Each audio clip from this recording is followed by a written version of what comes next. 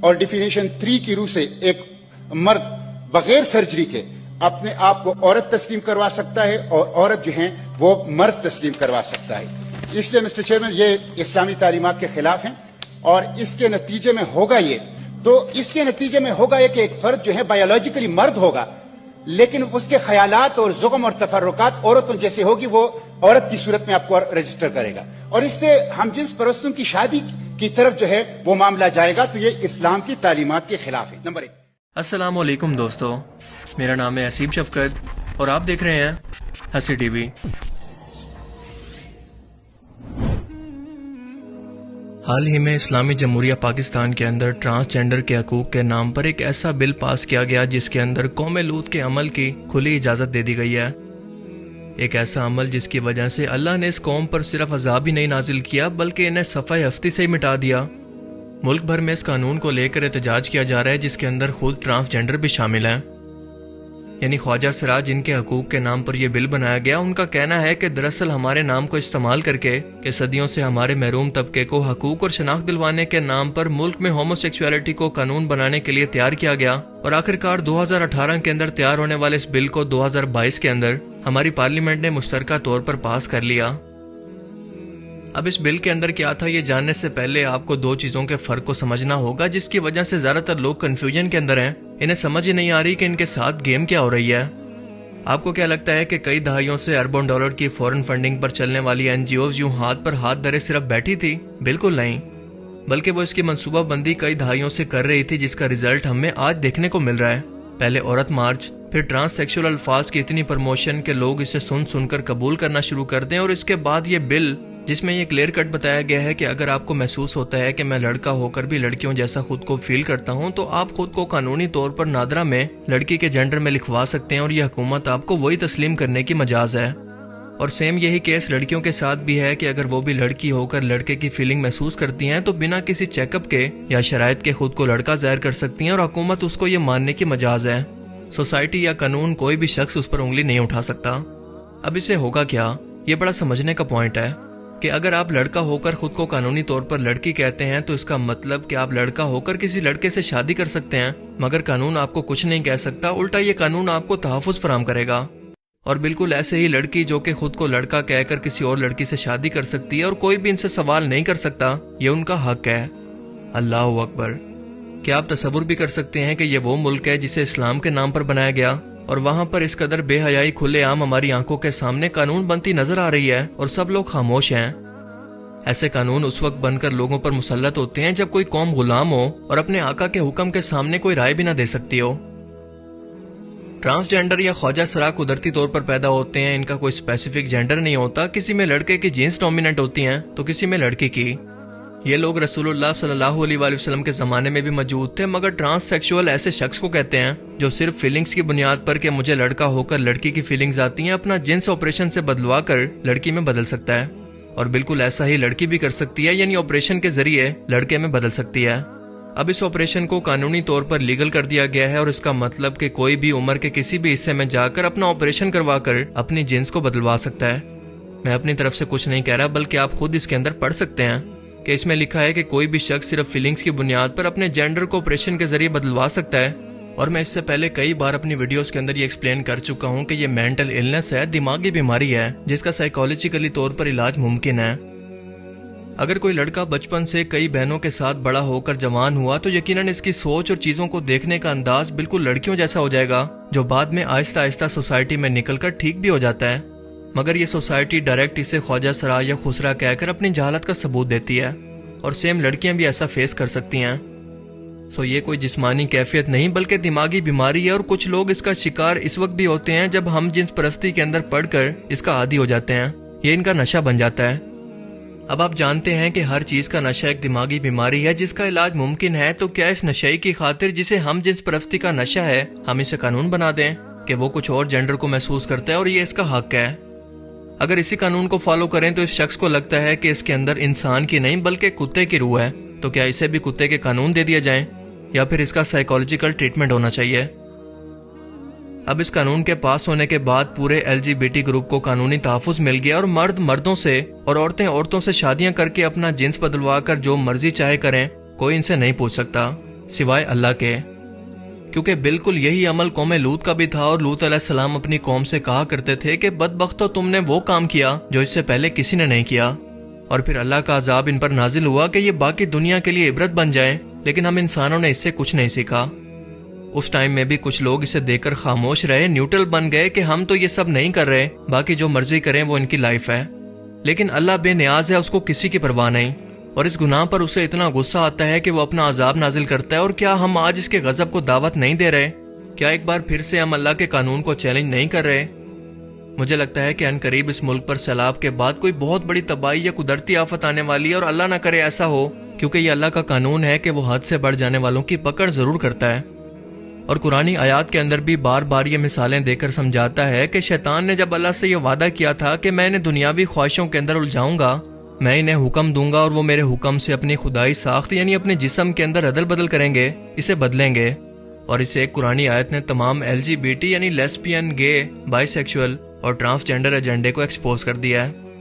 کہ یہ حکم کس کی طرف سے انسانیت تک پہنچے گا، اور اسے جان کر اگر ابھی بھی ہماری آنکھیں نہ کھلیں تو اللہ کو کوئی پرواہ نہیں، چاہے پوری انسانیت گمراہی میں مر جائے اور بچے گا صرف وہی جو اللہ کے احکام پر عمل کرے گا، کیونکہ جب اللہ نے اسے حرام کہا ہے تو ہمارا سوچنا اور ہماری فیلنگز کوئی میٹر نہیں کرتی، اور ویسے بھی فیلنگز تو ہر گناہ کے لیے ہوتی ہیں، تو کیا شراب، جوا، بدکاری ان سب کو قانون بنا دیں؟ صحیح مسلم میں بیان ہے کہ رسول اللہ صلی اللہ علیہ وآلہ وسلم نے فرمایا کہ مرد مرد کا سطر نہ دیکھے اور عورت عورت کا، مرد مرد کے کپڑے میں داخل نہ ہو اور عورت عورت کے کپڑے میں داخل نہ ہو۔ اس کے علاوہ رسول اللہ صلی اللہ علیہ وآلہ وسلم نے لعنت فرمائی ایسے مردوں پر جو کہ عورتوں کی مشابہت اختیار کریں، اور ایسی عورتوں پر جو کہ مردوں کی مشابہت اختیار کریں۔ مگر اس سے بھی بڑھ کر افسوس کا مقام یہ ہے کہ تمام جوڈیشنری، مذہبی جماعتیں اور میڈیا کی زبان کو تالے لگ چکے ہیں، جو کہ یہ ثابت کرتا ہے کہ فنڈنگ صرف ان NGOs کی نہیں بلکہ اور بھی بہت سارے اداروں کی ہو رہی ہے۔ یہ قانون ویسے تو مئی 2018 کے اندر بن گیا تھا، مگر پاس آج ہوا ہے۔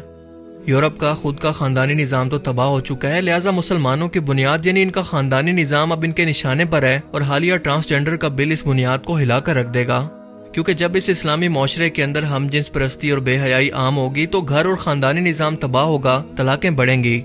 عورت مارچ کی حامی عورت جب کسی LGBT کے کسی لڑکے سے شادی کرے گی تو آہستہ آہستہ مسلمانوں کی نسل ختم ہو کر رہ جائے گی، یعنی انسان حیوان یعنی کہ جانور بن جائے گا، جیسے جانوروں میں نہ اپنے رشتے کی تمیز ہوتی ہے اور نہ ہی کوئی احساس۔ تو اب سوال یہ پیدا ہوتا ہے کہ قوم یہود جو کہ اس فتنہ کی ماسٹر مائنڈ ہے، اتنے اربوں ڈالر کی فنڈنگ NGOs کو آخر کر کیوں رہی ہے؟ ان کا اس میں فائدہ کیا ہے؟ تو اس کا جواب بڑا سمپل ہے کہ اگر آپ ایک ایک کڑی کو آپس میں ملاتے جائیں تو آپ کو تمام کہانی سمجھ میں آ جائے گی۔ شیطان نے کیونکہ اللہ کو چیلنج کیا ہوا ہے کہ میں تیری تخلیق کو بدل کر دکھاؤں گا خود انسانوں کے ہاتھوں سے، اور جب انسان اس LGBT کی لعنت کا شکار ہوں گے تو دنیا کی آبادی کم ہوگی، جس پر دجال کا کنٹرول کرنا آسان ہوگا، اور پاپولیشن کنٹرول ان کے ایجنڈا کے اندر پہلے سے شامل ہے۔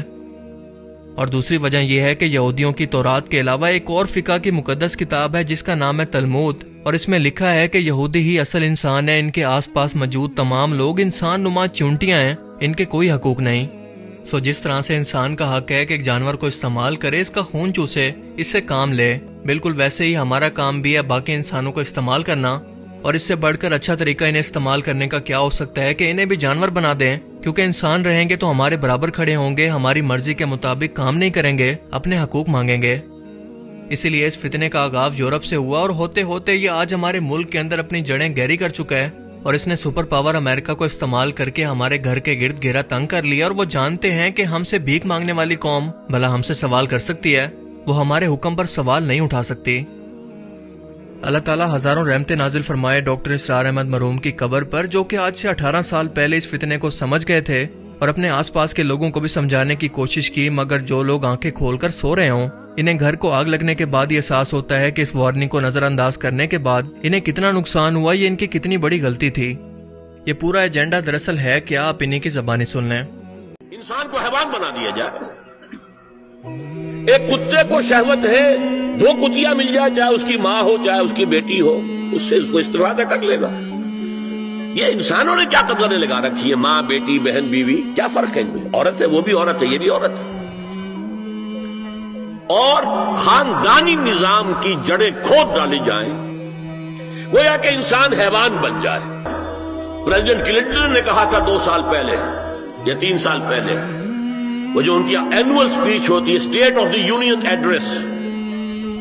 اس نے کہا تھا عنقریب ہماری قوم کی اکثریت حرام زادوں پر مشتمل ہوگی، اور بالکل ڈکلیئر کرتے ہیں، پادری ڈکلیئر کرتا میں گئے ہوں، سینیٹر ڈکلیئر کرتا میں گئے ہوں، انہیں کوئی شرم ہی نہیں، اس کے اندر کوئی حجاب نہیں، اعتراف کرنے کے اندر کہیں بھی کسی طرح کی رکاوٹ نہیں، ہچکچاہٹ ہی نہیں۔ آج یہ ہمارے گرد گھیرا تنگ کرتے چلے آ رہے ہیں کہ ہمارا معاشرتی نظام بھی تلپٹ ہو جائے، درہم برہم ہو جائے، ہماری اقدار بھی ختم ہو جائے، ہمارے ہاں بھی عورت اور مرد بالکل برابر ہونے کے مدعی ہو کر میدان میں آ جائیں، عورت مرد بن جائے، مرد عورت بن جائے، مردوں کی شادیاں ہو جائیں کہ ایک مرد شوہر اور ایک مرد بیوی اور رجسٹر ہو جائے شادی، لیسبینز کی شادیاں ہو جائیں کہ ایک عورت شوہر ایک عورت بیوی اور رجسٹر ہو جائے شادی، ہومو سیکسولیٹی کو نارمل سیکسول اورینٹیشن قرار دیا جائے، کوئی جرم نہیں ہے، مرد مرد سے شہوت ناری کرے، عمل قوم لوط، ایک شخص جو ہے عورت سے اپنی خواہش پوری کرنا چاہتا ہے، ایک مرد سے کرنا چاہتا ہے، تمہیں کیا اعتراض ہے؟ نمبر 3، عورتیں گھر کا کام کاج کرنے سے انکار کر دیں یا اس پر ویج طلب کریں، مزدوری دو ہمیں، محنت دو تب ہم کام کریں۔ اگر کسی وقت کسی عورت کی طبیعت آمادہ نہ ہو ہم بستری کے لیے اور شوہر مجبور کرے تو اسے میریٹل ریپ قرار دیا جائے، یہ زنا بالجبر ہوگا جس کی سزا دی گئی۔ پروسٹیٹیوشن کو ایک باعزت پیشہ مانا جائے اور ان کو پروسٹیٹیوٹس نہ کہا جائے بلکہ سیکس ورکرز، سیکسول ورکرز۔ 7، وراثت اور طلاق میں بالکل برابری، کوئی فرق نہیں، یہ بانڈ آف لو کمزور ہو گیا۔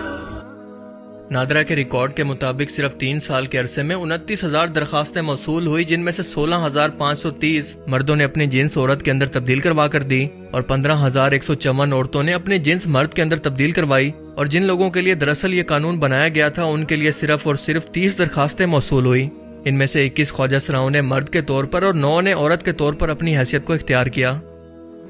یہ قانون دراصل ایک چور راستہ ہے تمام اسلامی نظام کو تباہ کرنے کا، اور اسلام تو آیا ہی ان برائیوں کو ختم کرنے کے لیے تھا، مگر افسوس کہ اب اسی اسلام کے نام پر بننے والے ملک کے اندر ایک عورت اور مرد کا جینڈر خود سے آپریشن سے بدل کر خدا کی قدرت میں چھیڑ چھاڑ کی جا رہی ہے۔ اور اس کے بعد کئی سوال کھڑے ہوں گے کہ وراثت کیسے تقسیم ہوگی، شخص کی نسل کیسے بڑھے گی، کیا ٹرانس سیکشول مرد کو ان تمام جگہوں پر رسائی ہوگی جہاں پر عورتیں جا سکتی ہیں؟ کیا یہ نظام خدا کے غضب کو دعوت نہیں دے رہا؟ ابھی بھی وقت ہے کہ ہم سمجھ جائیں اور اس لعنت کے خلاف احتجاج نہیں بلکہ باہر نکل کر مظاہرے کریں، اور اس حکومت کو اس کی اوقات یاد کروائیں کہ اپنی وفاداریاں ثابت کرنے کے لیے حد سے تجاوز نہ کریں، کیونکہ اپنی قدرت کے اندر کسی کو شریک کرنا اللہ تعالیٰ کو بالکل بھی پسند نہیں، کسی صورت برداشت نہیں۔ اللہ تعالیٰ ہمیں سمجھنے کی اور نیک عمل کرنے کی توفیق عطا فرمائے، آمین۔